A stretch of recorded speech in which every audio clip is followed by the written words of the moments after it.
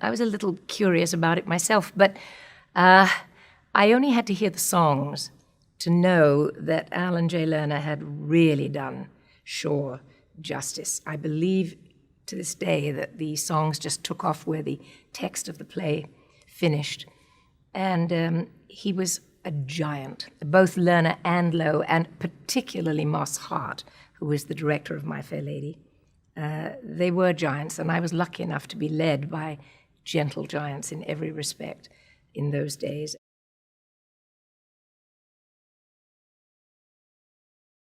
I sang for Lerner and Lowe first, and belted out my audition song and a couple of others, and then went in to start reading from the original Pygmalion because the script wasn't quite finished. And I knew that I was hopelessly out of my depth. You have to remember, I was raised in vaudeville. I wasn't even on the right side of the tracks. I wasn't in legit theater at all. I had never done a play, other than this very, very light piece called The Boyfriend. And so I really knew from nothing. And I knew that I understood Eliza in some way, but I was hugely shy, hugely insecure. And I wondered if anybody would know that there was something inside that they could use if they knew how to get it out for me. There I was singing something like, if memory serves, it was something like the waltz song from Tom Jones or something, with an excruciatingly high big note, which I belted out as loudly as I could, and a lot of coloratura. But I guess they figured I had the voice for it. Now, if only I could act, you know. And that's what Moss gave me. Rex, I think they were much more sure about. That he couldn't sing, but he had an innate musicality which enabled him to kind of do a sing-speak sound, which was great and exactly right because it blended straight out of dialogue into music, into song. I was absolutely atrocious at all the early readings, and poor Rex Harrison wondered what on earth he'd been landed with, this young girl that could sing and had not a clue how to get into the arc of a character. Or, I mean, I had no idea how to develop a character at all. And he intimidated me tremendously because he was so good. He was also very, very nervous and very, very demanding and selfish because he was scared to death because he'd never sung before. So I knew I could pull off all the singing stuff, and he for sure knew he could pull off all the dialogue. But he wasn't about to give anybody else any time. And I know that Stanley Holloway, who played Doolittle, also had problems and was waiting for his sort of fleshing out of the character. And Moss took me for a long weekend and dismissed the entire company and worked with me in the most brilliant way. I think that probably Moss, of all people, I read Moss's wonderful biography, Act One. And if you read that, you have to say what a generous, sweet man he was. He came from extremely humble beginnings himself. And I think any other producer would have sent me home. I had a feeling that if I didn't cut it that weekend, that I probably would have been on a plane back to London. But Moss was a very kind man and covered it by wit and sophistication and all of the things that he'd acquired. But basically, I think he must have sensed and identified with my early pain and fear, because he'd had it too. And he was kind. It's as simple as that. He wanted to, maybe he was perceptive enough to see, I mean, maybe I didn't know that there was something that they felt was there. I certainly didn't, but he certainly seemed to feel that it was there. Lovely man, and I credit him with all that I am today, because had it not been for Moss, I probably would have gone back to England. Moss Hart really just helped me find Eliza. He demonstrated. He said, no, you're acting like a schoolgirl, or that's better. You know, it's hard to say what he did. It's just that he created pictures in my head for me.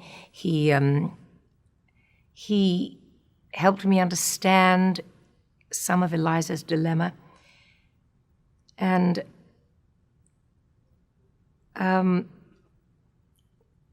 it was, I don't know which was the hardest part, the first half or the second half, because they were both very hard. I don't know whether, and I was struggling with the Cockney accent, and I'm not great at accents, believe it or not. Even though I have a good ear for things, I don't have a great ear for accents. But so I was struggling with that too. He just helped me see what courage this young lady had, Eliza Doolittle, that is. We rehearsed on the roof of the New Amsterdam Theatre, which in those days was the scruffiest, dirtiest place, but had been the great nightclub. And that's where all the Ziegfeld Follies had started in those days, and there was this great nightclub above, but had gone into terrible disrepair. And anyway, no, I knew going down to this New Amsterdam that I was in for an awful time. It was a little bit like going to the dentist. You knew it was going to be very painful, but if you could stick it out, maybe with luck, you'd come out feeling a heck of a lot better. And that's what Moss did for me. It was painful. And he said, we have no time for embarrassment. We have no time for anything but the blunt truth. And he shaped, pushed, cajoled, wheedled, loved me, yelled at me, just helped me become Eliza Doolittle. And although by the following Monday, I'm sure I retreated 50%, I had gained 50%. And it gave me the foundation from which to really start working on the role. And I played My Fair Lady for 3.5 years. And Alan Lerner once said that he felt that a long run in a very good role was more help to a performer than doing repertory with lots and lots of short roles. You might become very facile, but what I did was learn what did get a laugh, what didn't get a laugh, and why I didn't get it, if I didn't get it, what the difference was in terms of it raining outside or snowing, or an audience that was coughing their hearts out, or one that was too hot in the seasons when your leading man has a headache, or when you have a voice that's hanging on by a thread. I think I learned in My Fair Lady everything that set me up in later years in good stead, because I really learned how to preserve and take care of myself, and I was learning on my feet every single performance.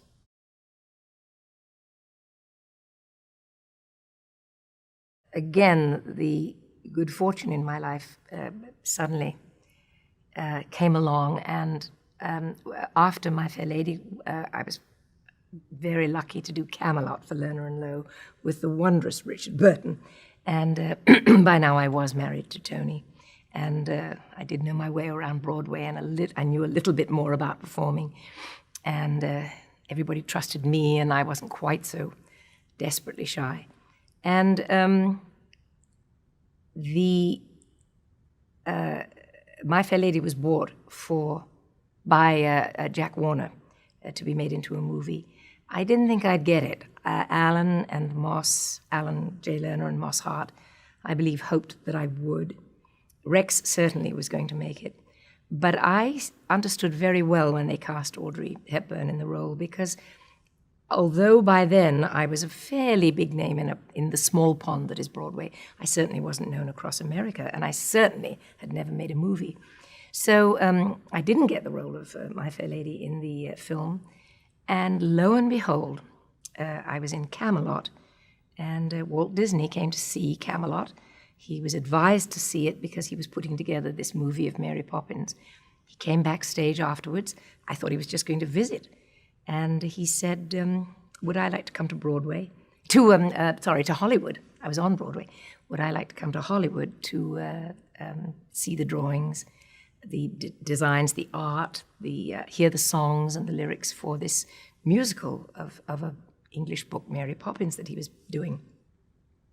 And he turned to Tony Walton and said, and what do you do, young man? And Tony was and is a designer of theatre and film, a wonderful designer, sets and costumes.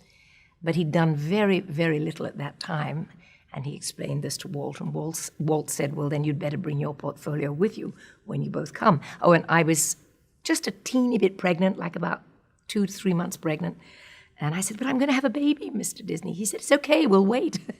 And so Tony and I went to Hollywood, and Walt showed us everything to do with Mary Poppins, and also wined and dined us so sumptuously and so wonderfully. And it was such an easy thing to do, to say, yes, thank you, Mr. Disney, I would love to do that movie, because everything seemed to come full circle, because all the stuff in Poppins had that rum-ti-tum quality of being vaudeville. And all of a sudden I thought, right, I'm home, because this I can embrace and perhaps bring something to. And again, in the kindest hands possible, I was taught how to make a movie, and that was the beginning of that. How lucky can anybody get, losing out on My Fair Lady and 3 months later being asked to do Mary Poppins?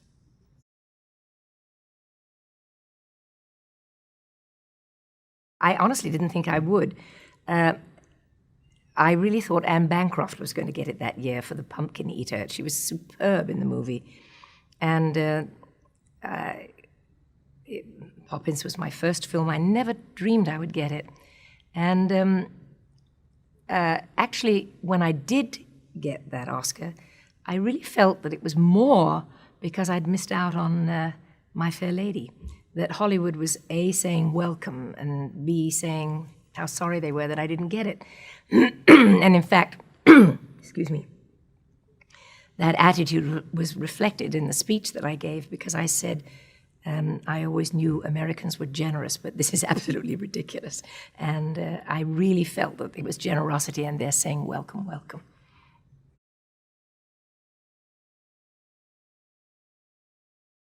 When I was first asked if I would like to do Sound of Music, I was very thrilled to be asked and very glad that I was going to do the movie, but was a little careful about certain aspects of it, because it was tremendously saccharine, on Broadway particularly. And it seemed to me that if we weren't careful with the real scenery and with everything else that was going to it, it could be horribly sugary. And I certainly made every effort to take to make it more astringent. And the great Christopher Plummer contributed so much in that respect. It was his performance that was the glue, the vinegar that held the film together. And then Robert Wise, who was, again, an adorable man, our director, and he taught me a great deal about filmmaking, because Mary Poppins was the first film I ever made, and then I made one called The Americanization of Emily. But by the time I got to Sound of Music, I was probably getting full of a lot of little tricks and things that I didn't know I was doing. And Bob said, don't do that, don't do that, do that. And I really learned a little bit more about filmmaking. Walton-on-Thames, Surrey, which is where I was born, is about 20 miles southwest of London. And when I was very young, it was just a country stop on the railway line. And it is now part of Greater London and very much suburbia. And I know the ins and outs of it, but there are very few places that you recognize in terms of the way it used to be. But it's a very sweet place. It's sort of the middle village between a very upmarket village and a very low poverty village, at least in the early days. My real father was a teacher, a school teacher, and he taught practical crafts and English and math. But my stepfather, my mother remarried when I was about 4 or 5 years old. So I then went to live with my mother and my stepfather. And he was a fine tenor. He had a singing voice. He was from Canada, from Toronto. He joined forces in more ways than one with my mother, in that she was a really wonderful pianist and probably should have been a performing concert pianist. But in fact, due to circumstances and the war and tremendous poverty and things like that, they became part of a vaudeville act.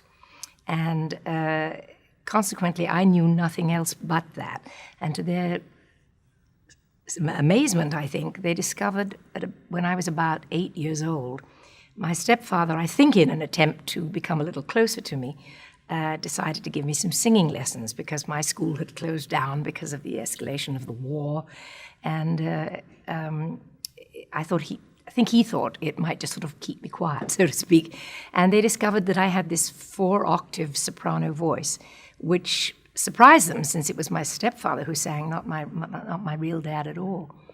And so I knew nothing but vaudeville, music hall, gradually began to appear with my mum and my stepdad and tour the halls, and made a fairly important, for me, debut when I was about 12 years old. It was a sophisticated London revue, and it was at a theatre which is no longer there. It was called the London Hippodrome, and it's now just a sort of a nightclub in Leicester Square, London. But it was a very beautiful theatre, and I was literally the smallest person on the bill. And because it was so sophisticated, the producers thought perhaps it wasn't right that I would be singing in this show. And the night before we opened, they decided that they couldn't use me. And of course, my mum, being somewhat of a stage mum, sort of said, "No, you can't do this to this child. It's her great debut," and so on. So she and my stepfather and their agent descended on the poor producer. And they said, "She'll sing a much more difficult song, and you'll see." And so I auditioned for a much more difficult song. And the end result was that I was in the show, stayed in the show. And on opening night, the audience went crazy. And it was a complete standing ovation. First thing I'd ever really done, first time I'd ever really tried anything that important. And the press followed me home, you know, the kind of thing when you're a young fluke in a way. And that was the beginning of a very busy few years, right through my teens, of touring and radio and early television and so on. The name of the show at the London Hippodrome was called Starlight Roof, and it starred English Vic Oliver, Fred Emney, Pat Kirkwood, all very talented. Patricia Kirkwood was a very glorious-looking lady with wonderful long legs, and she was the leading lady in every sense. I have retained some very close friends from my home village, but actually I didn't have many peers, not young friends in those days. It was all mostly adults, because of the touring, because of the vaudeville. But the kind of education I was getting was that strange one of standing in the wings and watching phenomenal performers performing every week, every night. And watching everything from comedians to jugglers to animal acts and different kinds of comedians and dancers, and it was extraordinary. And I didn't think I was getting an education at the time. It's only in retrospect that I realized that stood me in very good stead in my later years.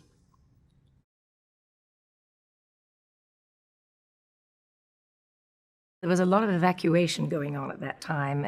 All the children were being evacuated into the country, and I was too for a while. It's just that the air raids towards the end of the war particularly were coming so fast and furiously, particularly with the pilotless aircraft, the doodlebugs as we called them, that no housewife could get anything done, and everything just ground to a halt for a while. My stepfather was very smart in that he knew he didn't have the ability to teach, and because it was such a very young voice, but such a sort of oddly powerful one, he knew that he had to put me in good hands if he could. And so he took me to his teacher, who was a very fine dramatic soprano, an English dramatic soprano. And she'd done a lot of handle, and I can't even think of the right word at this point. But she was a very gentle woman, and I was with her for most of my early life. Only when I went to Broadway did I kind of not work with her. And of course, I prepared with her to go to Broadway, but she didn't actually come with me. But the foundation that she gave me, the technical foundation, was terrific. Her name was Lillian Stiles Allen. She had an extraordinary voice, and that wonderful kind of fluted sound that comes out of those extraordinary dramatic sopranos. And she firmly believed and taught me that your voice would hold up for you if you were true to your words. And instilled in me this, she said 2 or 3 things actually, that there could be people in the audience that needed to see what you were saying because maybe they were hearing impaired in some way. But more than anything, if you relied on those words, the voice would come through for you. In other words, be true to your vowels, be true to the consonants that were strong, not in a kind of glottal way, but just really use them as stepping stones to a good foundation for a voice. She was absolutely right. I sang in those days a lot of sort of opera and operetta. I felt that I knew, and I believe that I was right, that I really didn't have the voice for it. My own voice was very white, very, very thin, and I was able to do these incredible sort of gymnastics with it, tremendous sort of calisthenics, but in a coloratura way. And it was so high that sort of dogs for miles around would howl when I took some of the high notes on. But she gave me the groundwork of opera. And she always said, go beyond your reach. If you're doing something light, practice something even more difficult. Practice it a tone up, so that when the night comes and you have to sing it, it is so within your range. And for many, many years, I did that.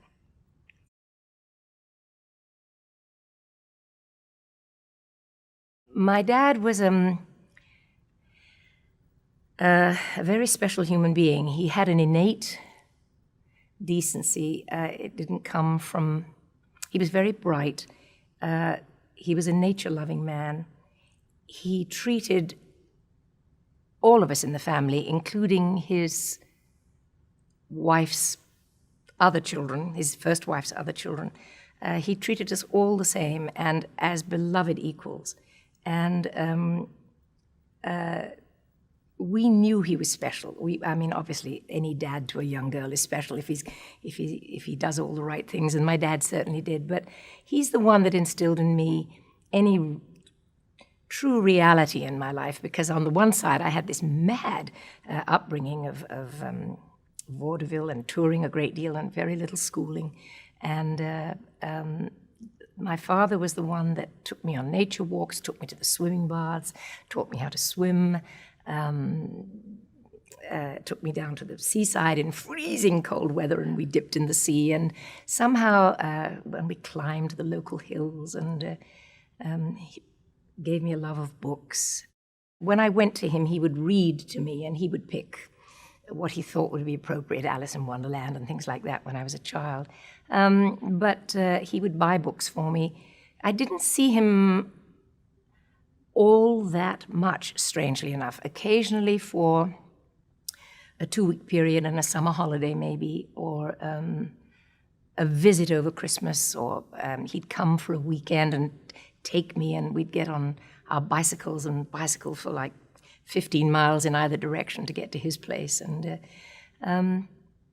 but what he did give me was always exactly right, and just the memory of him sitting and reading to me was enough to make me love listening to books and the spoken and written word. There was a book that he gave me, which it's interesting that you ask that, a book that he gave me, obviously, Wind in the Willows and all the classic children's books, but there was a little book that we found, and he leafed through it, and he said, "Here you are, darling, I think you'll like this." And it was a very small children's novel called The Little Grey Men by an English author called B.B. And it was a very simple nature tale of the last 4 gnomes left on this earth in England. It very much like Watership Down, that kind of big nature study. And it was set in 4 seasons. It was a terrific adventure story. I swallowed it up, and it went out of print. And I subsequently have started my own imprint at HarperCollins, and it's coming out this fall. I'm bringing it back again, and I'm absolutely delighted about it. It's one of our mission statements is to bring back books that are worthy of a revisitation in a way, and this is the first one. So it's kind of, and I write about it as a little chapter before it begins. That book probably influenced me as much as anything, and my dad, yes, absolutely, and obviously. Dickens and Goldsmith and oh gosh, so many. Jane Austen, obviously, and the Bronte sisters, so on.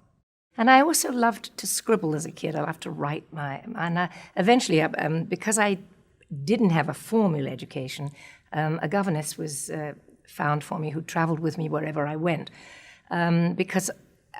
Touring in vaudeville, you're a week in one place, a week in another, and you could not settle into any school. So I had this wonderful lady who traveled with me who quickly recognized that if she wanted me to do anything, all she had to do was say, do this first, and then you may write your story. And whatever story I was going to write, because that was obviously what I loved to do most of all. And she was a very gentle, very kind lady, and I loved her.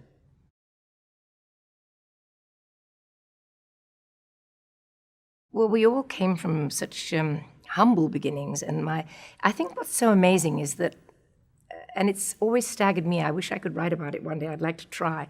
My mother made such a quantum leap from her extremely humble beginnings to being considered, certainly in our local village, fairly big time for being on radio and touring as she did and playing the piano so beautifully. And then the next leap that I made, and in like 3 generations, it's hard to imagine that it's possible, but it was, because my mother really came from, her mother was just a below-stairs maid at the local big mansion, and I don't think in her lifetime saw any wealth of any kind, and worked continuously and hard. Her father was a manager of one of the coal mines up in the north of England, and he was a pit manager, and albeit a talented man and somewhat of a poet and a musician, he played the piano very well also, and taught my mother to play in the early years.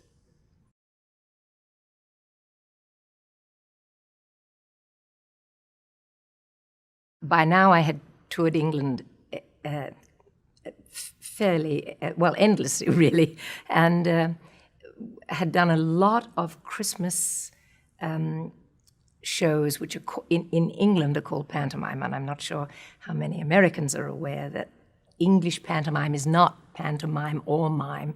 It is a rip-roaring Christmas festival usually based on all the great fairy stories, like Cinderella, like Jack and the Beanstalk, Red Riding Hood, all the great fairy stories. And they throw music, and they throw slapstick, and every year they're reworked and revamped to accommodate whatever talent is brought into that particular show. And I had sort of gone as far as I could go, and was actually playing in a very beautiful production of Cinderella at the London Palladium. And that was it in those days. That was about as far as one could go, because although Noel Coward and Gertrude Lawrence and people like that had gone on to write and to perform in many things, other than another man called Ivor Novello, there wasn't a lot going on in England in my teens. And suddenly, I was recommended a very kind woman called Hattie Jakes, who appeared in one of my radio series, recommended that the director of The Boyfriend come and see me in Cinderella. The Boyfriend was a hugely popular English show that had been running in London for about a year, It was sort of a little light, frothy musical, a sort of pastiche of the 1920s.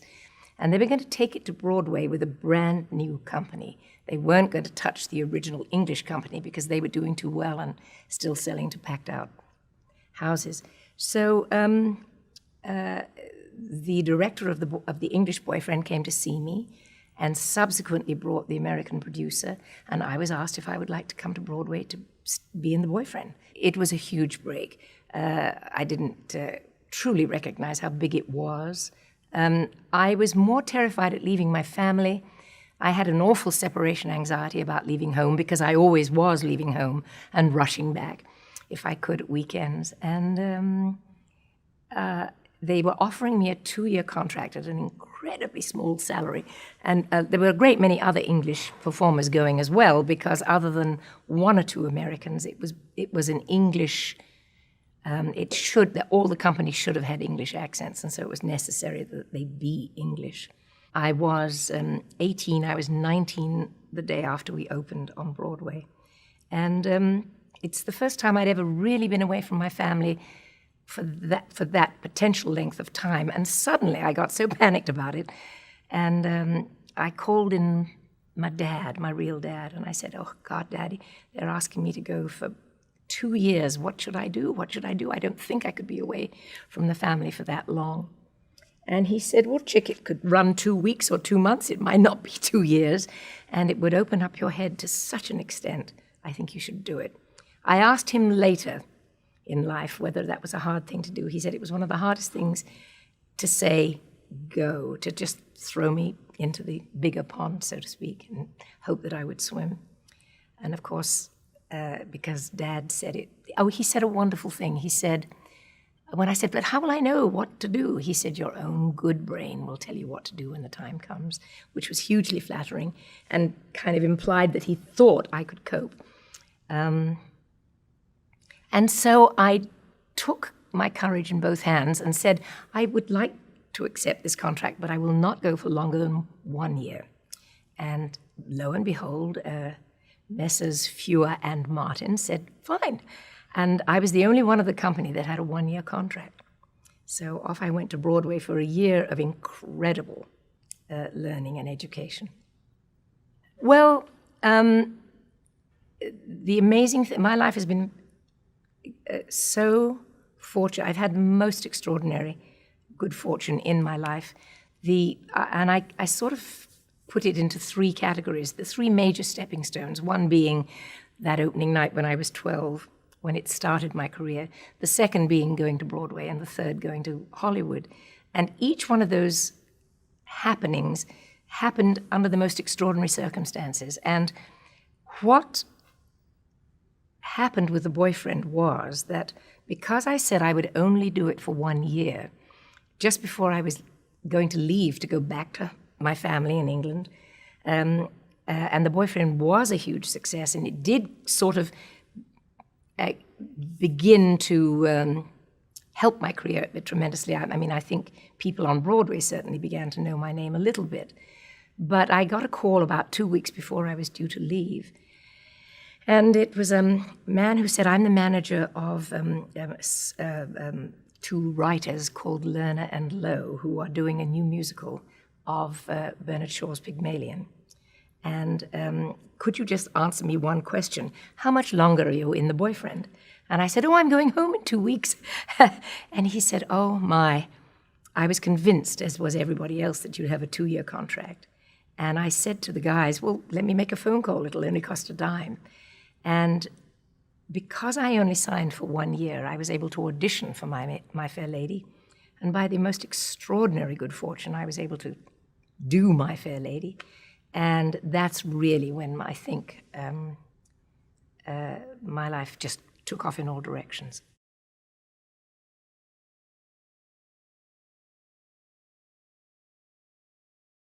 It played havoc with me physically because 3.5 years is a very long time.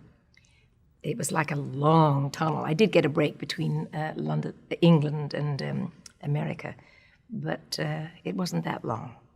It was a discipline, and when I finished, it was like, well, now what do I do with my life? I have no life, because it is, in a way, becoming a nun or just disappearing into this long tunnel. And Wednesdays always seemed very black to me. Black Wednesdays was the day that you had 2 shows and got up feeling awful on Thursday and had to pull yourself up, only to be slammed back into the Saturday matinee again because they were exhausting. And it is one of the hardest roles, My Fair Lady. I don't think I know any of the Eliza Doolittles that truly survived vocally or physically. It took its toll on all of them.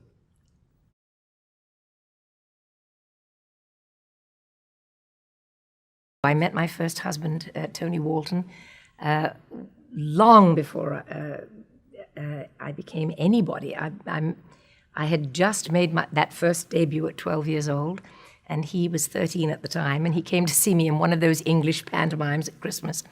It was the first pantomime I ever did, and I played the egg in Humpty Dumpty. And he was sitting there in the front row, and lo and behold, got on the train going home and got off at the same station. And said, "You're from Walton? I'm from Walton." And he's the Tony Walton, which is his name, is not linked with the town, but just happened to be similar.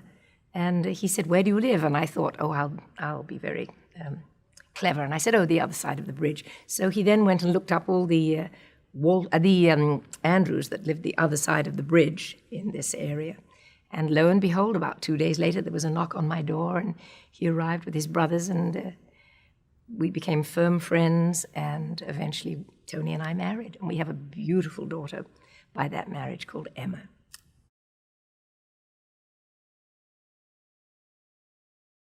Met Blake in 1967. We both laugh at this. I passed his car, and he passed mine, on the cross junction, on the middle island of Sunset Boulevard on Roxbury Drive. I thought, that's a very interesting-looking gentleman, and I presume he must have thought the same about me in terms of being an interesting-looking lady. And lo and behold, a couple of days later, it happened again and again. And finally, we were waiting for the traffic to clear on either side of this intersection, and he rolled down his window, and I cannot remember which one of us said it, but it was sort of, "Are you going to where I just came from?" And we both realized that being on Roxbury Drive, we'd probably both been to see, or were going to see, an analyst. And one of us nodded. I don't know which one asked the question. And not too long after, I received a phone call asking if he could talk to me about a film, which was a film that we both did together called Darling Lily. It was a huge flop, and it was great fun to make. And shortly after Darling Lily, we were married.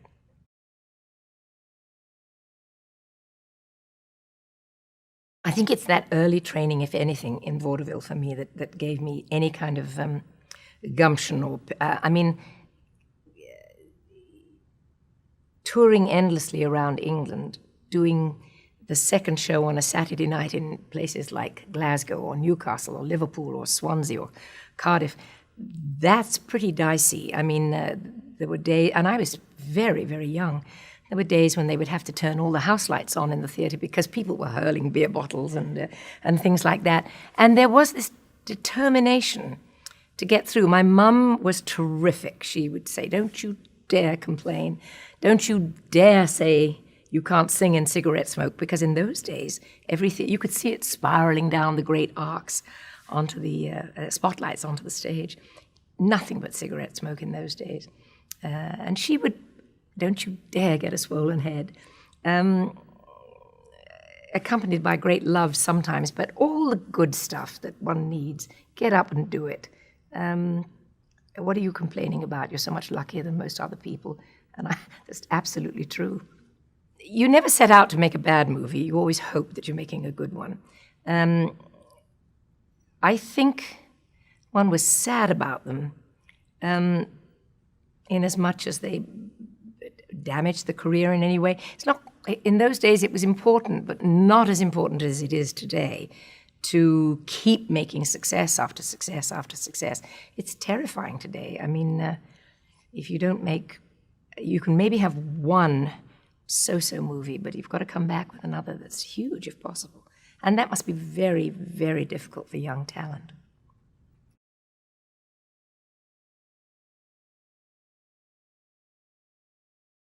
Yes, particularly in all the great cities, particularly in Chicago, in New York, LA, San Francisco, all the really sophisticated cities.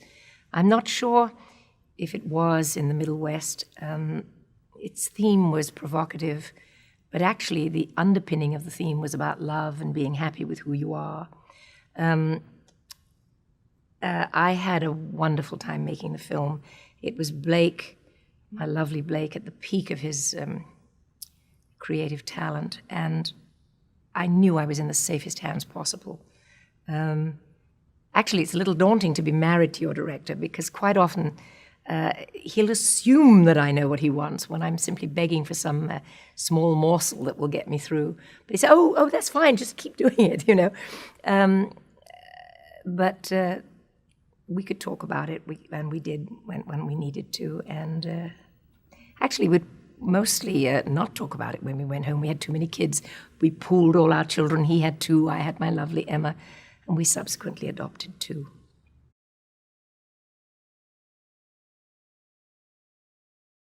I remain optimistic, but not tremendously so. If I am able to sing again, it will be through some miracle operation that probably there's a lot of work being done in terms of what we call the stuff, which would help singers regain their voices. But in my case, I actually lost vocal tissue, so it's very hard for my cords to rub together, and I need to replace that tissue. I do have some notes in my voice. I certainly won't be able to sing the way I used to, but probably at this vast age that I have now arrived at, I couldn't sing those songs anyway. So, and that amazing thing of finding new directions at this time in my life when I never expected to. And it was a setback. It was devastating. I miss the music unbelievably. But here I am with a publishing imprint, doing lectures, doing a lot of movies that don't require singing, still working as hard as ever. In fact, I think I'm maybe even more at work than I used to be. And I simply love it. I couldn't be happier.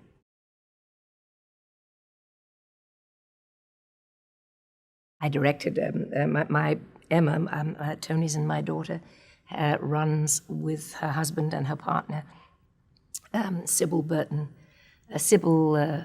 Christopher, a wonderful little not-for-profit theatre in Long Island, and it's a great theatre, and I directed there for them and had a ball. And of course, it was The Boyfriend, in which I'd begun on Broadway, and felt I might be able to contribute something to it, and was stunned at the talent that I found and how easy and lovely it felt. And Tony Walton did the sets and costumes for it. I was in Emma's theatre. And when I said to Emma, if I fail for the family, for you, what if it's not a success? What if it, she said, Mom, what better place to try than our theatre? You're in the safest possible hands, and we'll surround you with people who know what they're doing so that you just do what you do best. And all of a sudden, it turned out to be this wonderful success. Family matters to me enormously. In fact, family is the first priority. If my family's good, I can do anything. If they're not, I'm a basket case. And there's a lot of guilt associated with going out and doing a concert or speeches or whatever. And in a way, I'm kind of glad now that I'm turning to the writing of children's books, because it allows me to stay home. And although the family's grown up and they're all functioning in their own way and in their own lives, there's now grandchildren, and I still have Blake to go home to, and he's being very patient with me.